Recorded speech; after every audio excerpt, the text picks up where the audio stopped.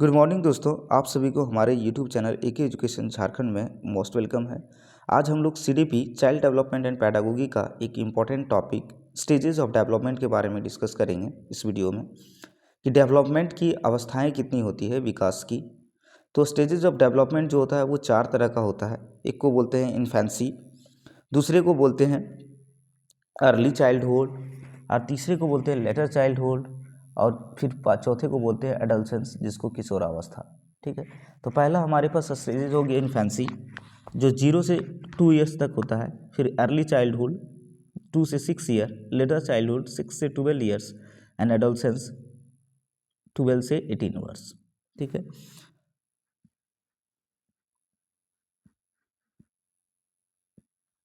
तो हम लोग नोट में सबसे पहले इंपॉर्टेंट है कि WHO को मानना है कि 10 से 19 वर्ष की वायु को किशोरावस्था के अंतर्गत में रखा जाता है। एडोलसेंस में जो है WHO को मानना है, वर्ल्ड हेल्थ ऑर्गेनाइजेशन का मानना है कि 10 से 19 वर्ष के वायु के वर्ग को किशोरावस्था के अंतर्गत में रखा जाता है, जो हमारा होता है कितने से कितने ईयर तक का, तो 10 से 19 वर्ष की वायु को किशोरावस्था के अंतर्गत में रखा जाता है। ठीक है, ये किसका मानना है? WHO का। ठीक है, उसके बाद है हमारे पास नोट में कि शैशवावस्था के पहले भी एक अवस्था होती है। शैशवावस्था के पहले भी एक अवस्था होती है जिसको हम लोग बोलते हैं प्रसव पूर्व अवस्था यानी पेरेंटल स्टेज। प्रसव पूर्व अवस्था पेरेंटल स्टेज, इस अवस्था में बच्चा गर्भ में माँ के पेट में ही होता है। इसका समय अंतराल गर्भाधान के जन्म अर्थात 9 महीना यानी 280 दिन या फिर 40 सप्ताह तक का होता है। इस अवस्था का पूर्ण विकास गर्भवती माँ पर निर्भर करता है। पेरेंटल स्टेज में जो होता है इसका पूर्ण कंप्लीट डेवलपमेंट जो है गर्भवती माँ पर निर्भर करता है। उसके बाद फर्स्ट स्टेज के बारे में हम लोग डिस्कस करेंगे, शैशवावस्था जिसको इन्फेंसी बोलते हैं। शैशवावस्था इन्फेंसी, तो ये इन्फेंसी किसको बोलते हैं? इन्फेंसी जानते हैं कि 0 से 2 ईयर्स तक का एज को हम लोग बोलते हैं इन्फेंसी। ठीक है, तो जन्म से 2 वर्ष तक सेंसेस से सीखता है, माने ज्ञान इंद्रियों से सीखता है, आँख से ज्ञान इंद्रियों से सीखता है। मोटर एक्शन गति क्रिया करके सीखेगा। पियाजे का भी मानना है कि जो बच्चे होंगे वो कैसे करेंगे? मोटर एक्शन करके सीखेगा। सेंसिटिव पीरियड होता है, खतरा भरा होता है। फिजिकल डेवलपमेंट और मेंटल डेवलपमेंट फास्ट होती है।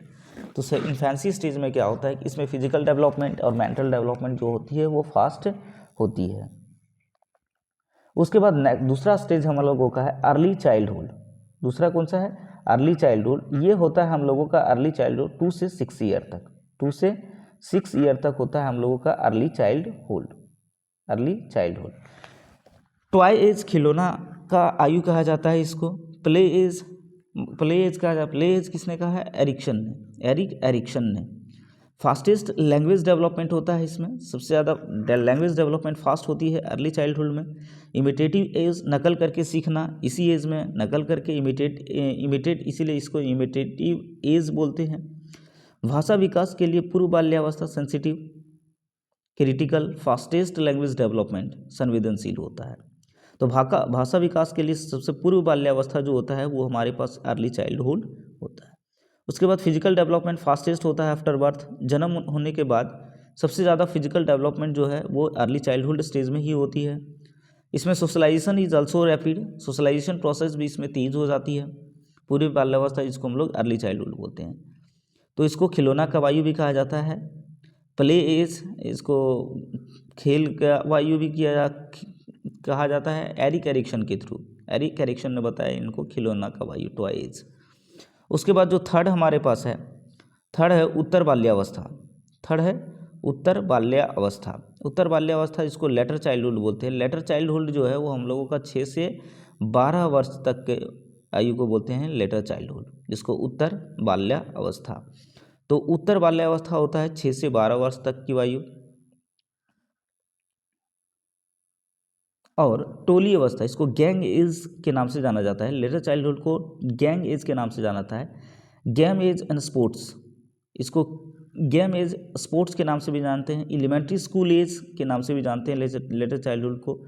लॉन्ग टर्म फ्रेंडशिप एज, इसको लॉन्ग टर्म फ्रेंडशिप एज के बोला जा सकता है। फिजिकल डेवलपमेंट इसमें स्लो होती है। लेटर चाइल्डहुड में जो फिजिकल डेवलपमेंट होती है वो स्लो होती है।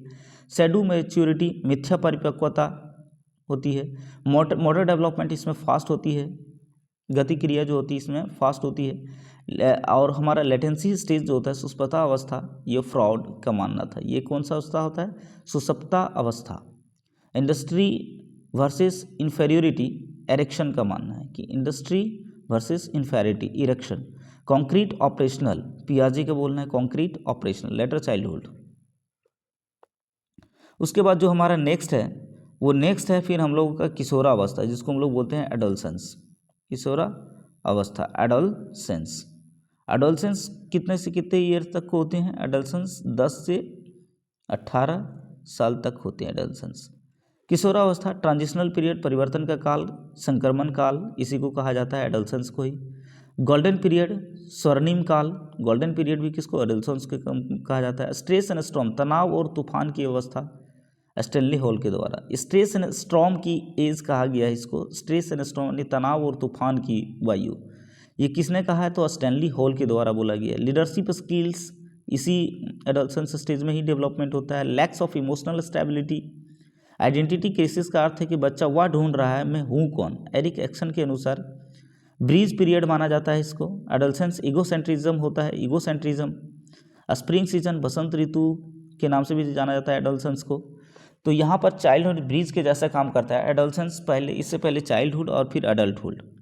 ठीक है, आज कहता है कि एडोलसेंस में देखिए हमारा किस तरह से होता है, इसका नेचर और नर्चर का बात करें तो नेचर इसका हेरिडिटी स्टैटिक होता है, और इन्वायरमेंट जो होता है ये नेचर इसका किस तरह होता है? हेरिडिटी का स्टैटिक होता है, और जो ये होता है हमारा वो इन्वायरमेंट कैसा होता है? डायनेमिक होता है, ये डायनेमिक होता है, एडिटिव नहीं होते हैं। ये हेरिडिटी प्लस इन्वायरमेंट जो होते हैं ये एडिटिव नहीं होते हैं। ठीक है, इसको हम लोग ऐड नहीं कर पाते हैं। जैसे हेरिडिटी हो गया और इन्वायरमेंट, इसको एडिटिव नहीं होता है, ऐड नहीं कर सकते हैं। ये हेरिडिटी और इन्वायरमेंट क्या होते हैं? ये होते हैं हमारे पास प्रोडक्ट में। ठीक है, ये होते हैं प्रोडक्ट में। इसको हेरिडिटी और इन्वायरमेंट को हम लोग वापस में एडिटिव नहीं होते हैं। ठीक है, ये जब भी होते हैं तो कैसे होते हैं? बराबर के हकदार होते हैं। ठीक है, हेरिडिटी इंटू इन्वायरमेंट होते हैं, यानी आनुवंशिकता और वातावरण विकास में बराबर के हकदार होते हैं। इस हेरिडिटी होता है फिक्स्ड, स्टैटिक होता है। हेरिडिटी जो होता है कैसा होता है? फिक्स्ड होता है, स्टैटिक होता है। और जो इन्वायरमेंट होता है वो हमारा डायनेमिक होता है। इन्वायरमेंट कैसा होता है? डायनेमिक होता है। अब इन्वायरमेंट डायनेमिक चेंजेबल होता है।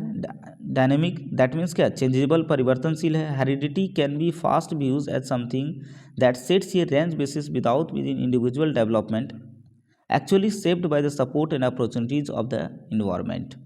तो ये जो हेरिडिटी प्लस इन्वायरमेंट, ये हेरिडिटी प्लस इन्वायरमेंट एडिटिव नहीं होते हैं। ये कैसे होते हैं? ये दोनों आपस में मल्टीप्लाई होते हैं, एक दूसरे के ऊपर डिपेंडेंट होते हैं। आनुवंशिकता और वातावरण दोनों ही विकास के लिए बराबर के हकदार होते हैं।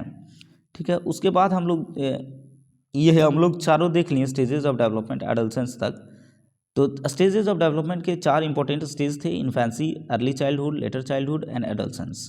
ठीक है, तो आई होप आप लोगों को ये वीडियो अच्छा लगा होगा। वीडियो अच्छा लगा होगा तो वीडियो को लाइक करें, शेयर करें एंड सब्सक्राइब करें। Thanks for watching.